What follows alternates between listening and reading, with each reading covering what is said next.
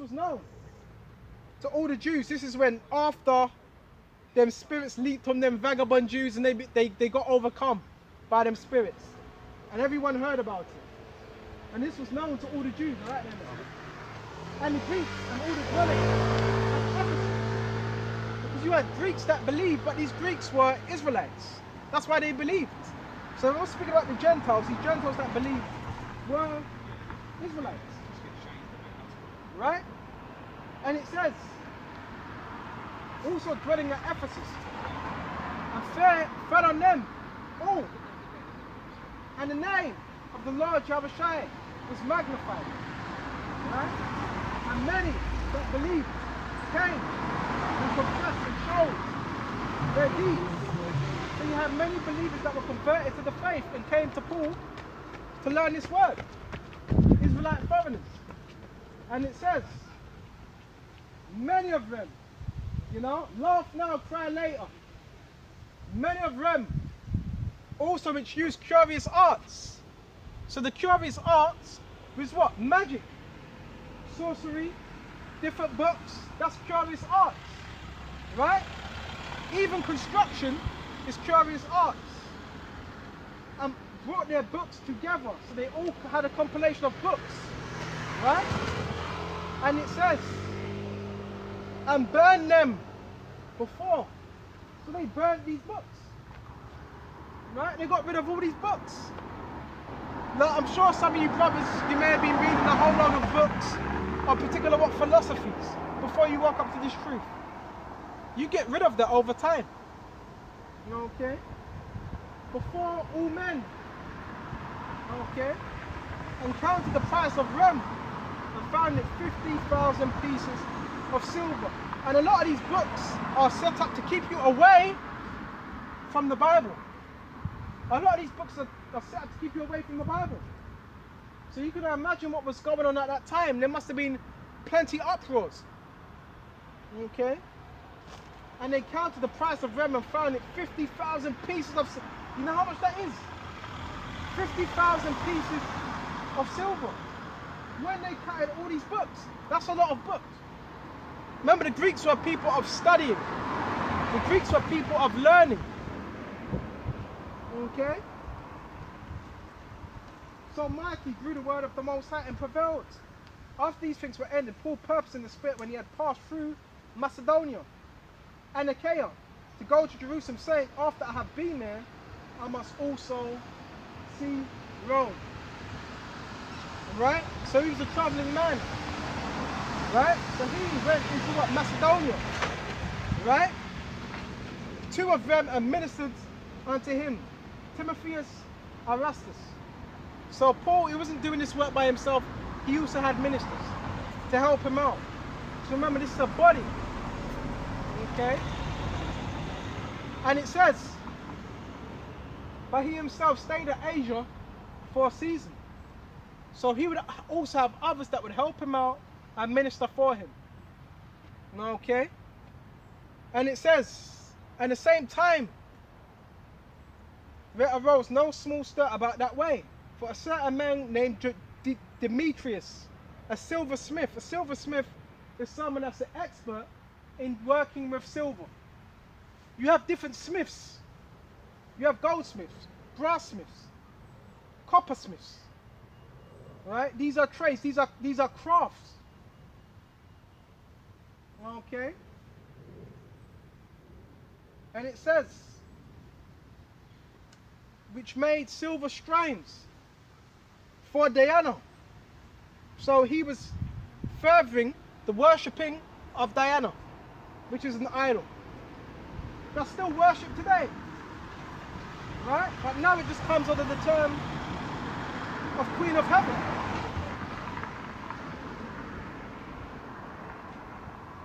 Which made silver shrines for Diana. Brought no small gain unto the craftsman. No small gain. Right? So there was a lot of money that was being made. A lot. Because the people were asking for this to be what? Done. the people asked, well, would you set up this statue? Would you do this design? So that was money that they were making. All right? Whom he called together with the workmen of like occupation. So you have what? Today you have different workforces of what?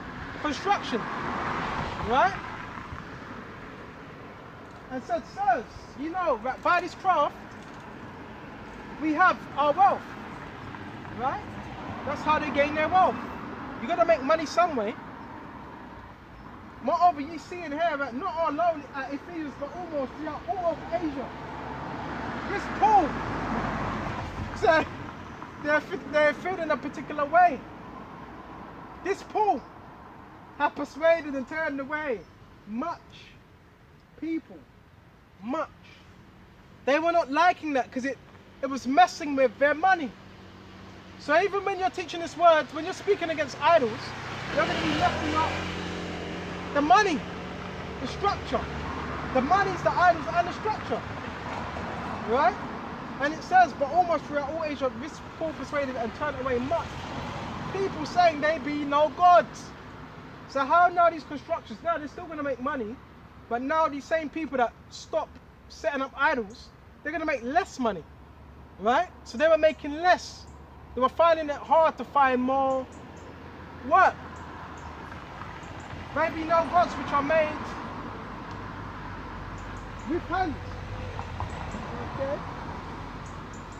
So not only this, our craft, see, a craft, and yeah, a lot of the building, the guilds, you know about guilds and all that, is it? Yeah, it is masonry. You're dealing with objects, signs, symbols. Okay? And this craft, because this society was built upon masonry, witchcraft. If you didn't know that, craft, a lot of craft is witchcraft, even though you may not know it. There's things around you and symbols you may see, you don't even realize that's witchcraft right before your face. Some of it you may see, some of it you may not even notice. Okay? So that not only this, our craft is in danger to be set at naught, right? Not getting no working. And it can be hard for these constructions at times, right? And that's why you have such a thing called what? Contractors, right? These contractor agreements, right? Which is also linked in with the military, right? See, he just put up his finger to it. It's all right. It's all right. And that's why, yeah, the military complex and the construction complex, they work hand in hand with each other, right?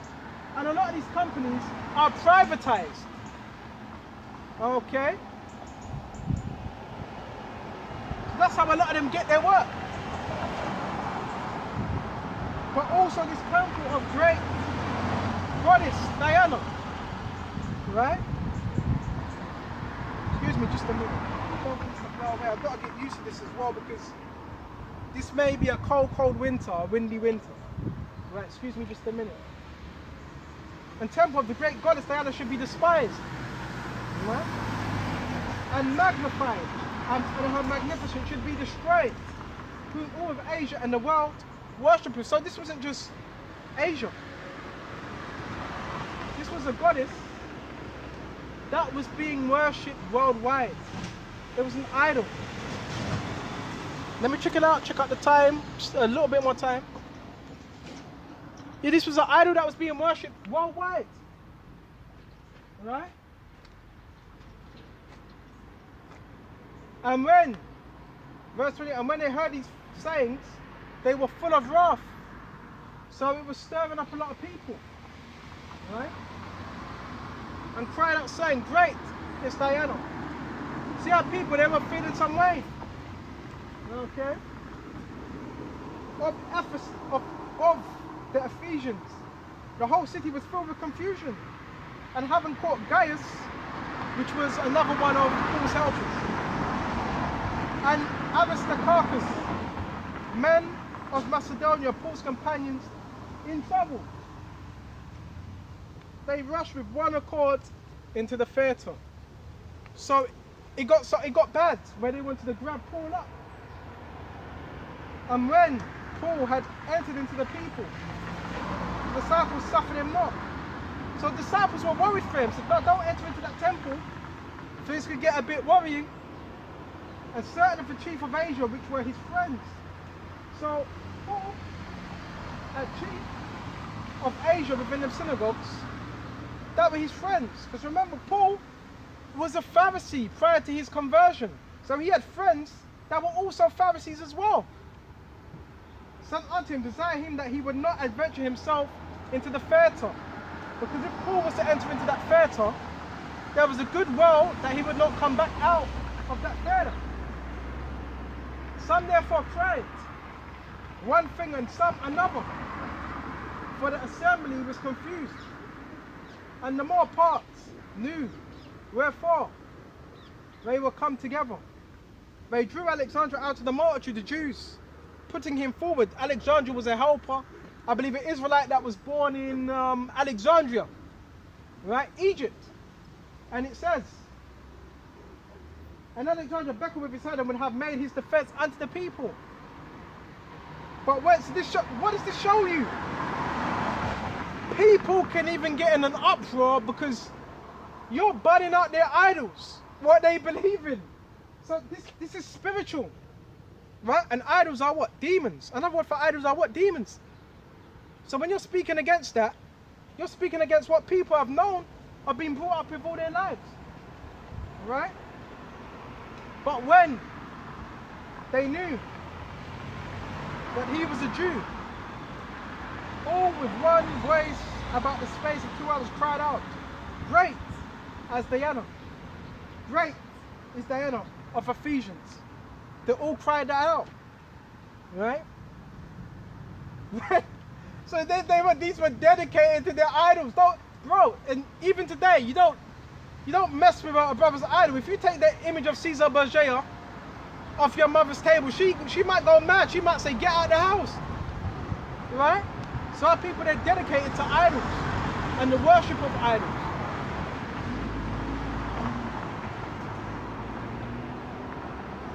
And when the town clerk had appeased the people, he said, ye men of Ephesus, what man is there but knoweth now, not now, not how, right? Key thing, not how. But the city of Ephesians is a worshipper of the great goddess Diana, and these are fertility gods. And the image which fell down from Jupiter. So a lot of people actually thought this image fell down from Jupiter, which were different galaxies, right? So a lot of people actually thought this, that these idols were sent from this galaxy, which is really what? Paganism. All right? Seeing then that these things cannot be spoken against, you ought to be quiet and do nothing rashly. What is truth? It cannot be spoken against. For we have brought hither these men, which are neither robbers. So Paul wasn't a robber, right? Of churches. Amen, brother. All right. Nor yet blasphemers of your goddess. So they were not blaspheming the goddess Diana. They were letting you know that the idols were a vain thing, and that you have a power to worship. Okay? A true power. Okay? Wherefore, if Demetrius and the craftsmen which are with him have a matter against any man, the law is open, and there are deputies, officers to deal with that matter. Let them implead one to another, if you want to take it further. But if you inquire of anything concerning other matters, it shall be determined in a lawful assembly. That's how it is. Okay? For we are in danger to be called into question for this day's uproar. There being no cause whereby we may give an account of this concourse. And when he had thus spoken, he dismissed the assembly. So they said, look, there's nothing going on. Right? Just teaching the word. Okay? And it's the same thing again today. So, again, when you're teaching this word, a lot of people are going to be affected because you're casting down what they were taught. Right? You're casting down what people have been taught, all these lies and all these deceptions.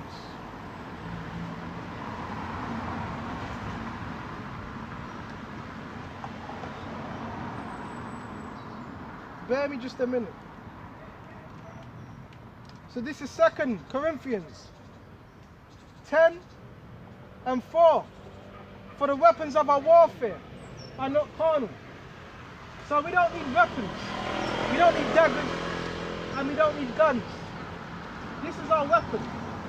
The words are not carnal, but mighty. For the pulling down through Yahawashi.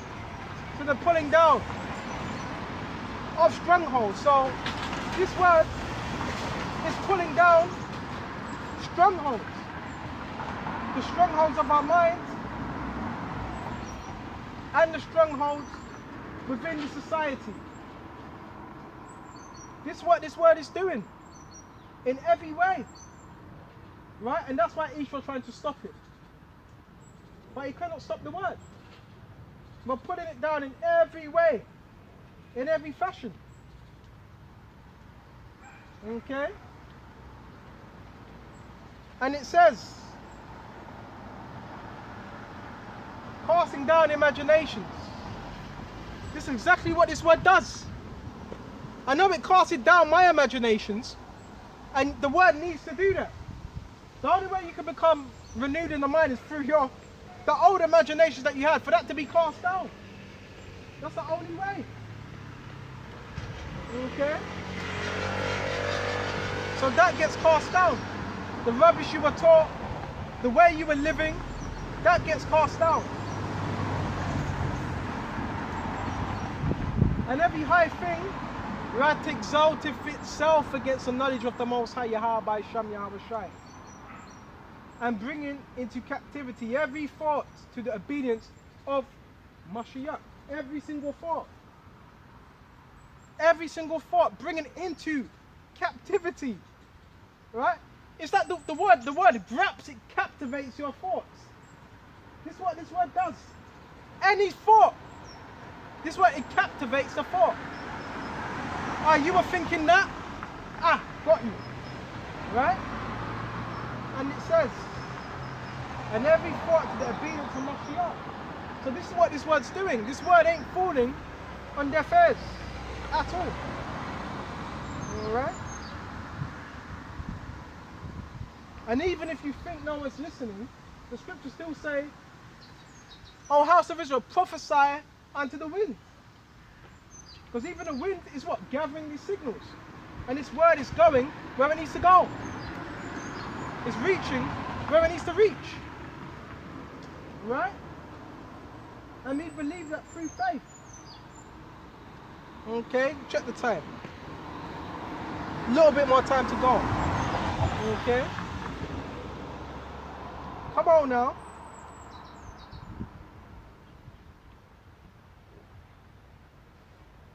This is Proverbs 12:19. The lip of truth shall be established. That's all that's going to be established, is the lip of truth. Right? Shall be established forever, not sometimes. You speak truth, a truth doesn't have an end. It's established forever. It's not going to go out. Right?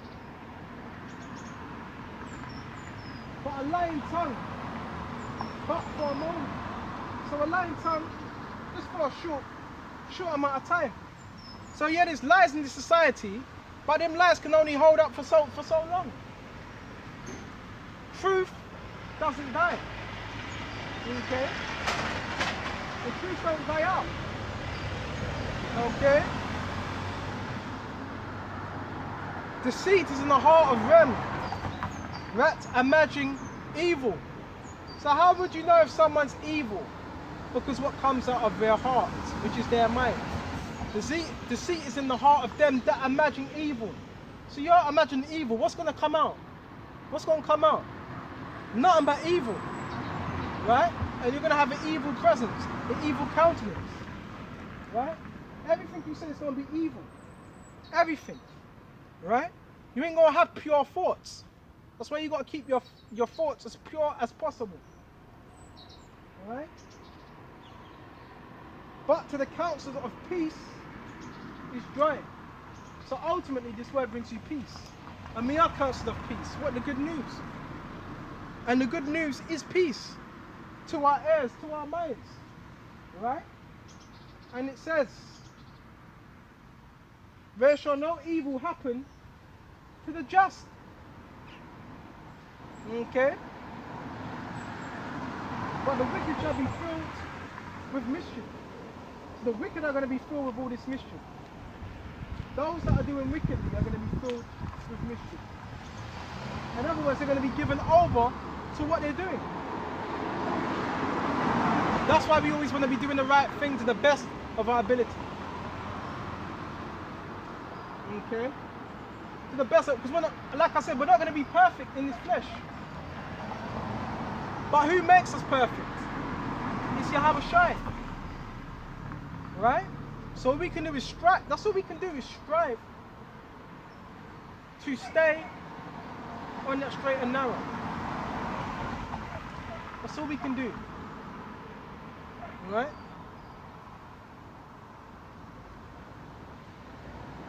Lying lips are an abomination to the Lord, but they that deal truly are his delight. Right? So we also got to be dealing truly. And where does that start? It starts with your brother first. Right? As much as you may judge the world, we may look at things in the world, it starts with our brothers first. It starts with those that are around you. In your circle. Right? That's what it starts with. It tells us that in Corinthians. Do you go to before the law with your brother? It's like, do you go to the law and to the people, paraphrasing, before you go to your brother? That's a messy ass spirit. And that was the same spirit that the Pharisees had with Yahawashi. They went to the law, the Roman law, right, to get rid of Yahawashi. That's what they done. Same with Stephen, same with Paul. They said they teach against the manner of our customs that we were taught. So you had, excuse my language, you had Sambos, you had coons for Esau. You had Israelites that were running to Esau to come up against their own brother, and you got men like that in the truth today. But when you look at these same men, now look at their spirit. They may have once had some type of form of light, but now they're in darkness. Now they're in an evil spirit. Now they find it hard to do videos because of that malicious spirit. And we can't have a malicious spirit when it comes to this truth. Excuse me just a minute. Especially when it comes to dealing with your brother. Okay? Can't be that way. And I did see these things years and years and years ago. Right? And it's just spiritual power that Yahweh has given me to see these things. Right? And it's a blessing that I saw it. Because you can't be around them. And why are you in a camp if everyone around you, and no, I'm not perfect. But do you have whole camps that may be wicked? Yes. You can have whole camps that could be wicked. Right? So you got to move accordingly to how the spirit of Yahawashi is showing you to move. Okay? And the scriptures tell us how to deal. Right? Matthew 23. If you can't judge yourself, you can't judge no one else. If you can't even judge yourself, if you can't even examine yourself, the scripture says, examine yourself, whether that be in the faith, lest ye be reprobate. So if you can't do that, bro, you have no business getting on anyone else. Because you've got bigger issues than the men you may be getting on yourself. Man, when we talk about judgment, justice. But do yourself justice first. By what? Examine yourself. Go to Matthew 23. This is Matthew 23. All right? And give me just a minute. Where it talks about the most important matters. Matthew 23 and 23. Woe unto you, scribes, all right, and Pharisees, and all them same men are back here again today, and they all have that same spirit, right? For you pay tithe of mint, which is what? Manipulation of the different herbs, and anise of cumin, right? So it says it, and anise of cumin, and have omitted the weightier matters. In other words, the weightier matters are more important matters, and the most important matters begin with ourselves and those around you, right? Not you being a busybody. I mean, what's this man doing outside of the camp? You better worry about yourself first and those that are within your body. Okay? And omitted the weightier matters of the law, judgment. So many of us, we talk about judgment, right?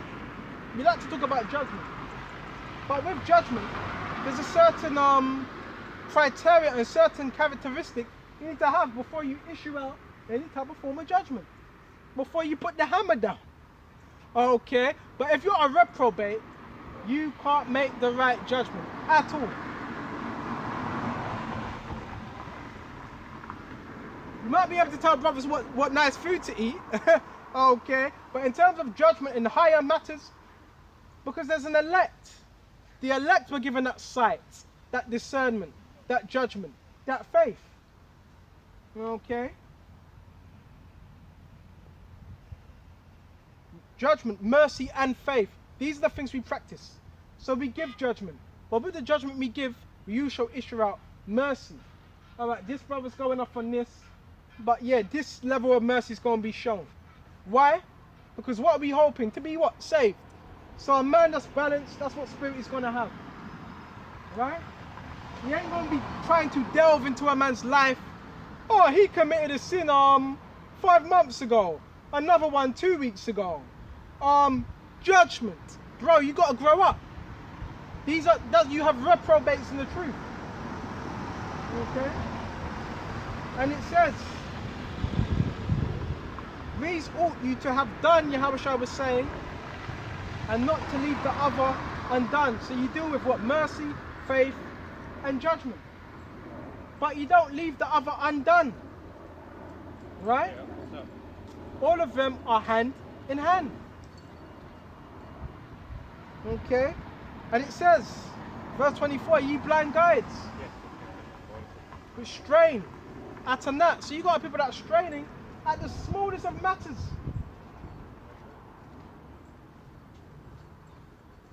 And swallow a camel.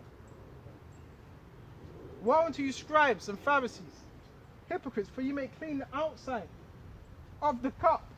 See, Yahawashi was letting them know, you're cleaning the outside of the cup, when the inside of the cup should be clean. You're worried about the outwards, when inwardly you should be right. It's like you washing a cup, and you've only washed the outside, but inside there's all type of residue. Can't be that way. For you may clean the outside of the cup. Alright? And of the platter, which is the plate, but within your thought of extortion and excess. So Yahawashi was letting particular Jews know, outwardly, you look the part. You look so pious. You look so righteous, but inwardly, you're not right.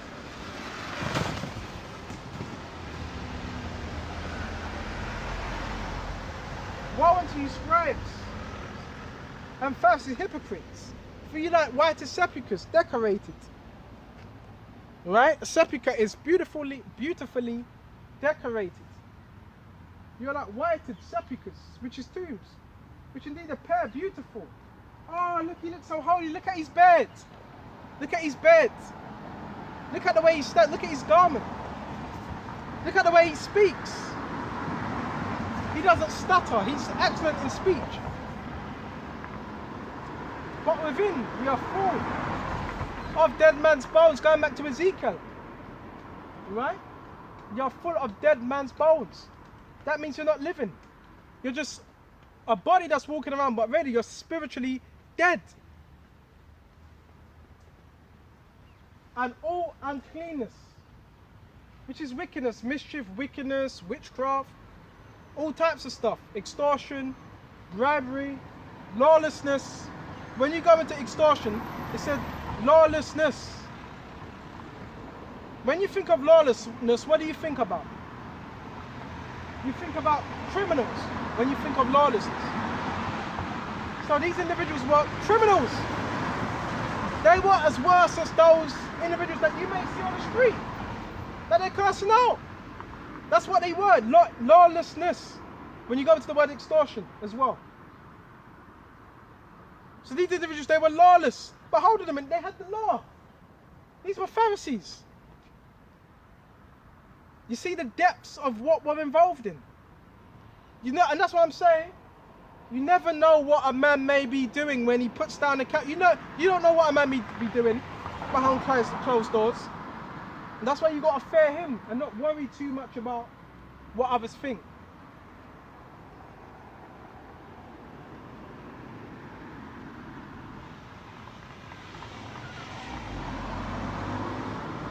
Even so, you also outwardly appear righteous unto men. Right? But within you are full of hypocrisy and iniquity, lies, deception. Woe unto you, scribes and Pharisees, hypocrites, because you build the tombs of the prophets, right? And garnish the sepulchre of the righteous. They were preparing. They were decorating. And say if it had not been in the days of our fathers, right? We wouldn't have been partakers with them. So that shows you what? They were partakers, right? In the blood of the prophets. So they were responsible for taking out the prophets. Because then they wouldn't have said that. Okay? Wherefore you be witnesses yourselves that you are children of them who killed the prophets. You are the offspring, so the offspring of those that killed the prophets, and Yahawashi, they're back up again today, in the truth. Every camp, even Great Millstone, whether you believe it or not. Okay? This is the reality of what we're dealing with. Okay? Wherefore, and it says, fill up then the measure of your father. So, those individuals, that's what they're going to do. They're going to fill up the measure of their fathers. They're going to do just like their fathers done. Because that was their lot. But as for the elect have to keep pushing and stay on the right side of Yahawashi, the striving for perfection. So with this, I hope this was edifying. To the next time, Shalom to the hopeful elect. And brothers, continue to push. Shalom.